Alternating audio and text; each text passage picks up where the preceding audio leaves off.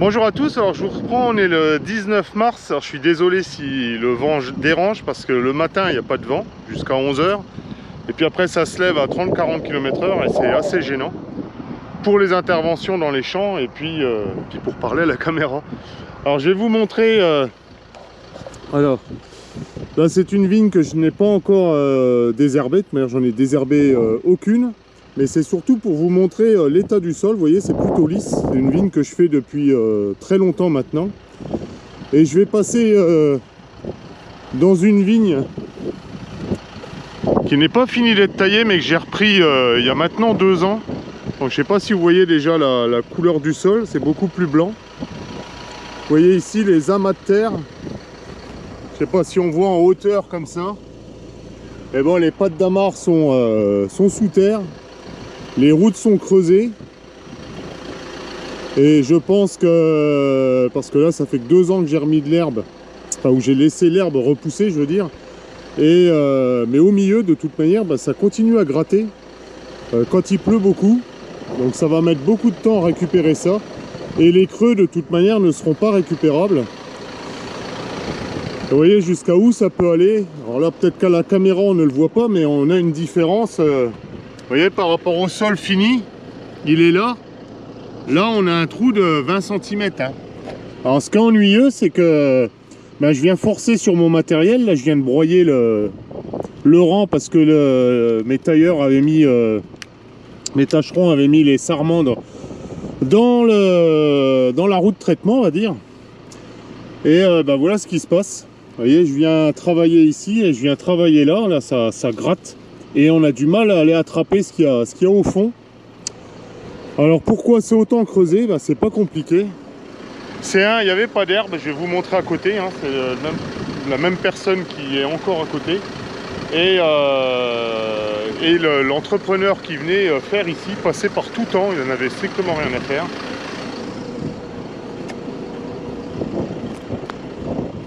Donc voilà, là on arrive dans la vigne. À la personne j'ai repris à côté, hein, on va dire. Vous voyez comment c'est tout blanc.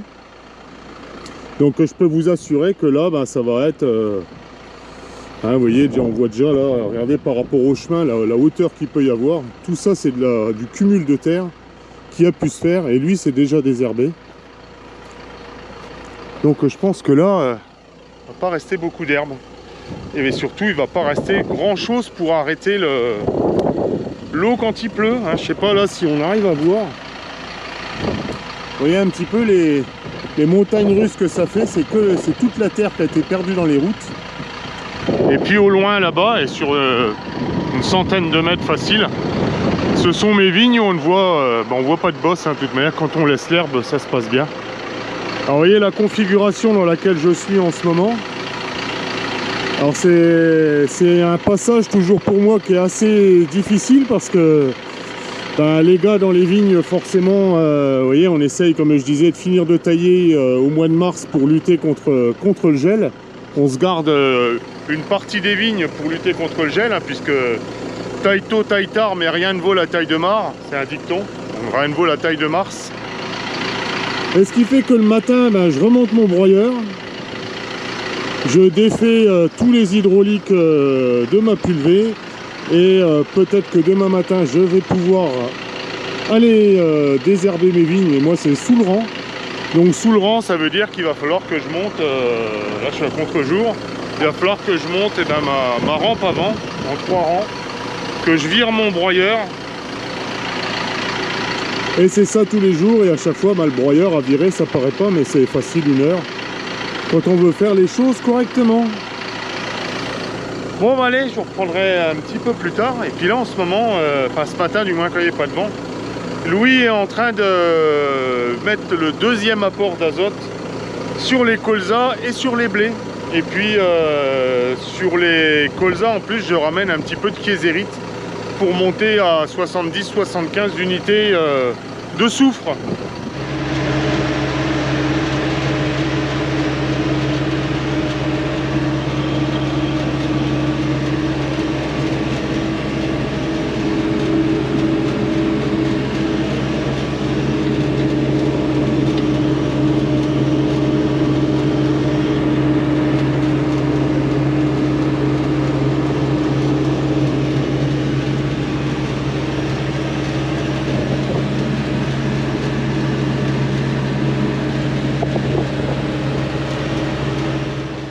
Bonjour à tous, alors j'espère que vous allez bien. Je vous reprends, on est samedi et je vais tenter de vous expliquer comment régler un appareil à pression constante quand vous ne connaissez pas du tout le débit de vos buses.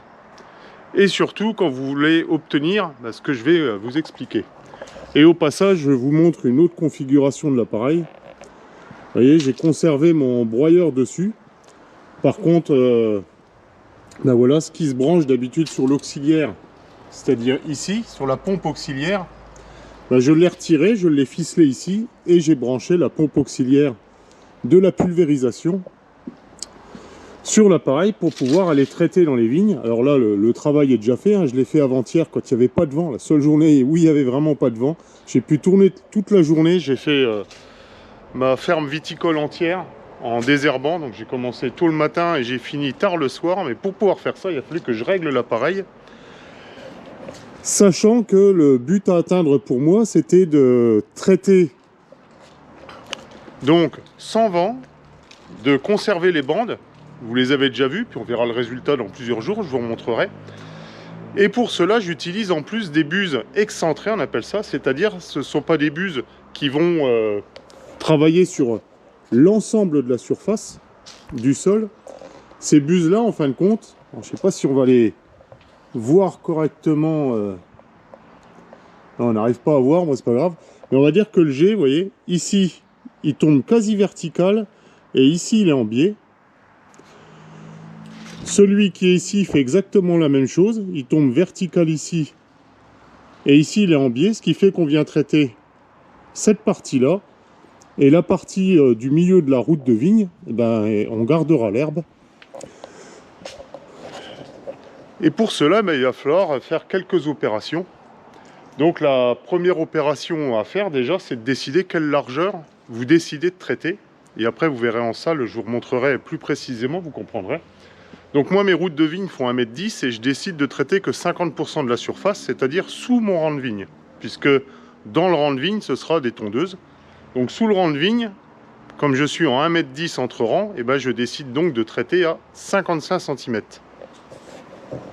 Nous avons 3 rangs, donc en réalité je vais traiter 3 fois 55 cm.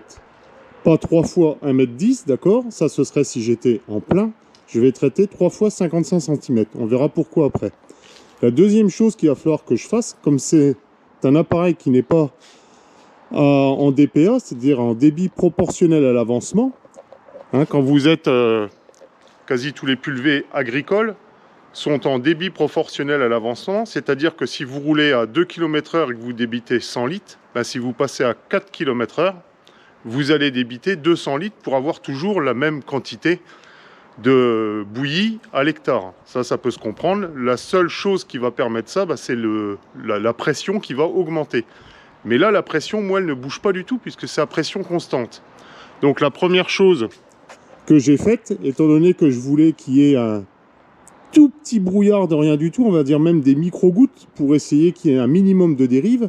La une, je l'ai déjà dit tout à l'heure, c'était pas de vent, ou très très peu de vent. Là, il y avait 6 km/h et je savais qu'on ne pouvait pas avoir beaucoup moins dans les semaines, dans les jours qui venaient. La deuxième chose, c'est que je me suis dit, je vais essayer d'utiliser la pression la plus basse possible avec l'appareil. Et la pression la plus basse, je l'ai déterminée tout simplement en mettant mon moteur, le moteur qui tourne au gasoil, hein, pour être simple, à 2000 tours. Comme ça me permet d'entraîner tous mes moteurs hydrauliques, etc. Donc j'ai mis mon moteur thermique, on va dire, à 2000 tours. Et ensuite, à l'intérieur, j'ai un bouton qui me permet de faire varier la pression. Donc j'ai mis en marche la pulvérisation et j'ai fait bouger la pression et j'ai descendu la pression minimum. L'appareil au démarrage, il était calé à 5 kg de pression. J'ai descendu la pression jusqu'à 1,4 et je me suis aperçu qu'à 1,4, il y avait certains jets qui coulaient mal parce qu'il n'y avait pas assez de pression pour ouvrir le jet, on va dire. Et à 1,6 kg, c'était impeccable. Donc j'ai décidé que ma pression de réglage de l'appareil serait 1,6 kg.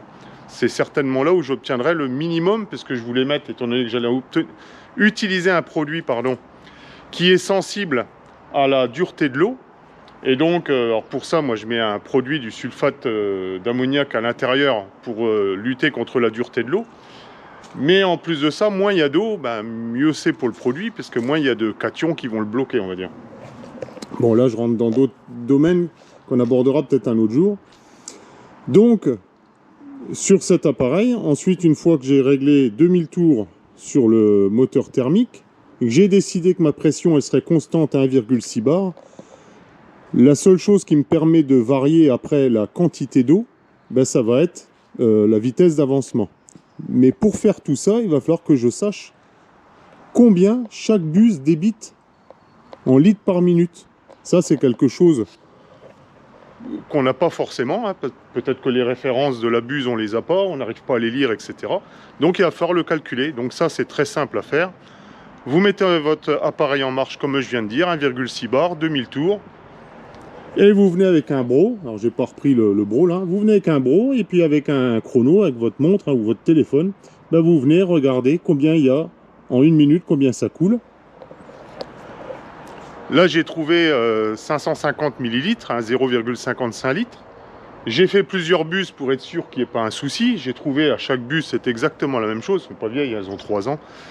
Et on ne fait pas de grosse surface, des herbes 8 hectares, 70 avec tous les ans. Donc vous voyez, elles ne sont pas près d'être usées.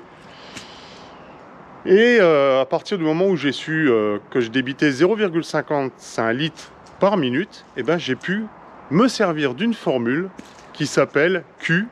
On verra ce que c'est. Enfin, le débit en litres par minute égale QLV sur 600. Et on va aller voir maintenant en salle à quoi cela correspond. Et je pense que si certains élèves me suivent, ça va peut-être les aider. Alors à savoir que cette formule-là fonctionne aussi pour les appareils en DPA. Mais les appareils en DPA, du coup, on s'en sert un petit peu en inverse. Puisqu'on sait le débit à l'hectare que l'on va mettre. On décide de traiter à 80 litres ou 100 litres ou 150 litres ou 200 litres. Donc souvent, ben, on cherche à savoir si notre appareil débite la bonne quantité. Et ça, c'est avec le tableau des buses, etc. Mais je passe tout ça. Là, c'est vraiment un appareil dont vous ne connaissiez rien du tout, on va dire, dessus. Je vais vous montrer comment on fait. Allez, on va retourner, on va aller en salle et je vais vous expliquer tout ça. Bon, je suis désolé, j'ai pas de grand tableau blanc, alors du coup, je fais avec les moyens du bord. Donc je vous disais, on va utiliser la formule petit d égale QLV sur 600. Et ici, je vous le mets, comme ça vous pourrez agrandir. Petit d, c'est les litres par minute de toute la machine. Grand Q, c'est la quantité de bouillie que je vais mettre par hectare, en litres par hectare. Grand L, c'est la largeur de travail. Et grand V, c'est la vitesse en km/h. Donc, j'ai trouvé que pour une buse, il avait coulé 0,55 litres. D'accord? J'ai 6 buses. Donc, je fais 6 fois 0,55 litres, ce qui me donne 3,3 litres par minute sur toute la machine.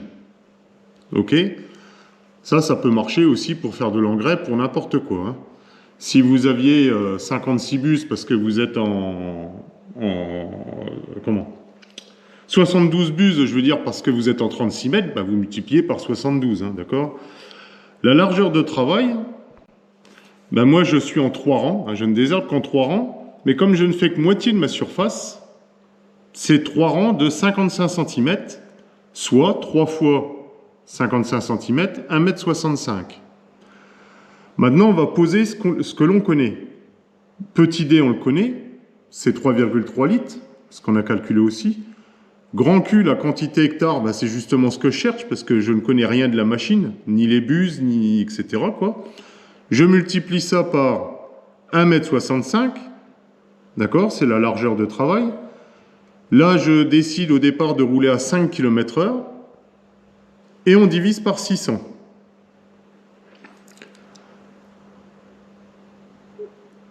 Du coup, je cherche grand Q.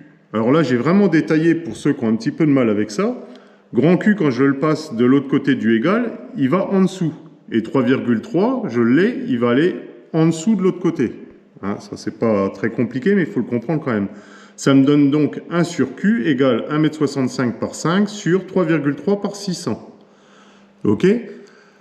C'est pas 1 sur Q qu'on cherche, c'est Q. Donc on renverse tout, je remonte Q au-dessus, donc ça fait Q sur 1, donc Q égale 3,3 fois 600 divisé par 1,65 m par 5 km/h. Quand on fait la multiplication, on trouve 1980 divisé par 8,25. Mon débit hectare est donc de 240 litres hectare. Donc avec ma machine, réglée à une pression de 1,6 bar, si je roule à 5 km/h, je vais débiter 240 litres hectare. Là, je vous l'écris pour que ça reste. Moi, je décide d'augmenter ma vitesse parce que 5 km/h, je sais que je peux rouler plus vite. Donc, ça me fera gagner du temps. Et du coup, je vais abaisser ma quantité de bouillie nécessaire. Donc, j'augmente ma vitesse à 6 km/h. Ben là, le calcul, il est exactement pareil. 3,3 fois 600, ça bouge pas. Sur 1,65. Et là, je multiplie tout simplement par 6. Donc, 1980 ne change pas. Sur 9,9, et là je tombe sur 200 litres hectare. Donc mon débit c'est 200 litres hectare. Mais comme je suis paysan, ben moi je veux savoir combien il faut que je mette dans mon pulvé. Et comme je ne traite que sur moitié de ma surface, en vrai je n'utiliserai que 100 litres de bouillie par hectare de surface. D'accord? Puisque je ne traite que moitié. Donc pour mettre les 200 litres, en vrai il me faudra 2 hectares. Hein, j'espère que je suis clair là-dessus. Et donc j'ai utilisé, je retire les lunettes, j'ai utilisé cette formule que plein de monde utilise. Moi tous les ans je m'en sers pour vérifier mon appareil, pour être sûr que j'ai pas un problème de pression, un problème au débit, de rampe bouchée, etc. Et une fois qu'on a calculé ça, eh bien on peut utiliser un appareil dont on connaît ni le débit de l'appareil, et en plus qui est même pas en DPA, qui est en pression constante. Alors, cette formule QLV sur 600, là, en vrai, quand on règle un appareil de grande culture, eh bien, le petit dé là, vous allez tout simplement le chercher dans le tableau des buses. D'accord? Dans le tableau des buses, vous regardez la couleur de votre buse, le type de votre buse, etc. Et ça va vous dire, eh bien, à 3 bars, votre buse, elle débite 0, quelque chose, etc. Vous multipliez par le nombre de buses que vous avez sur votre appareil et vous pouvez facilement recalculer ça ou faire l'inverse. Vous savez qu'à 3 bars, imaginons que votre buse débite 1 litre par minute. Et bien là, vous pouvez prendre votre petit pichet, vous mettez votre appareil en marche, hein, vous réglez, vous mettez en manuel, comme on appelle ça, parce que du coup, vous ne roulez pas, vous êtes en poste fixe.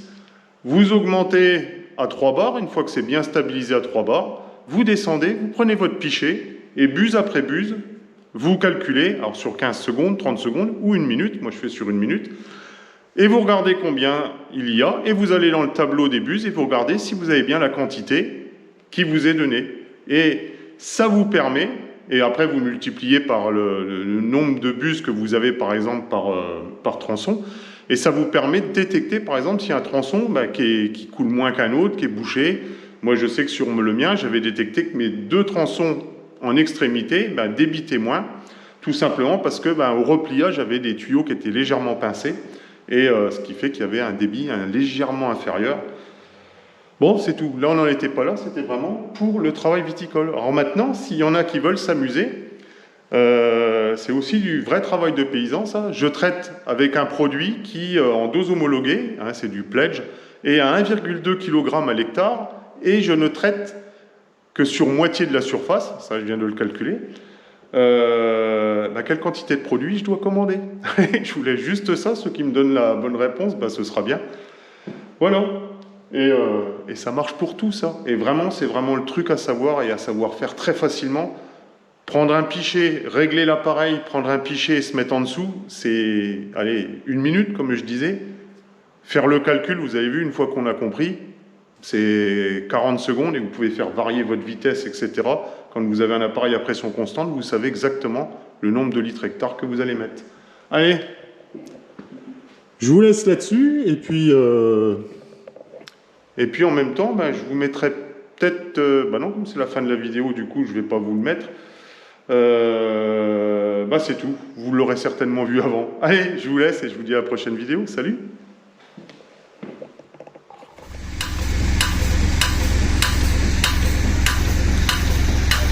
Il a pas pris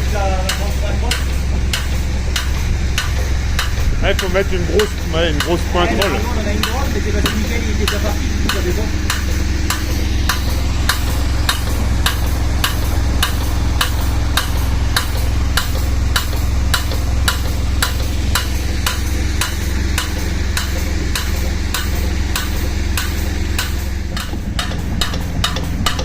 Ça gueule du pneu. Ouais, là, ça va se lire.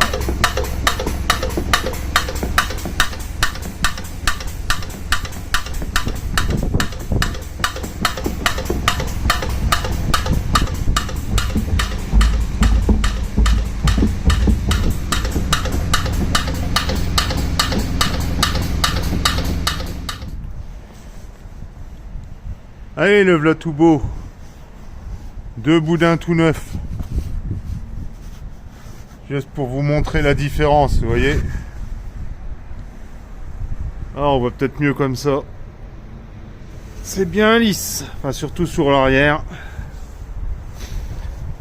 Et ces pneus-là, ben, on les conserve parce que eh bien, ceux-là, je les ai commandés avant le mois de septembre. Et voilà seulement qu'ils arrivent. Allez, on continue.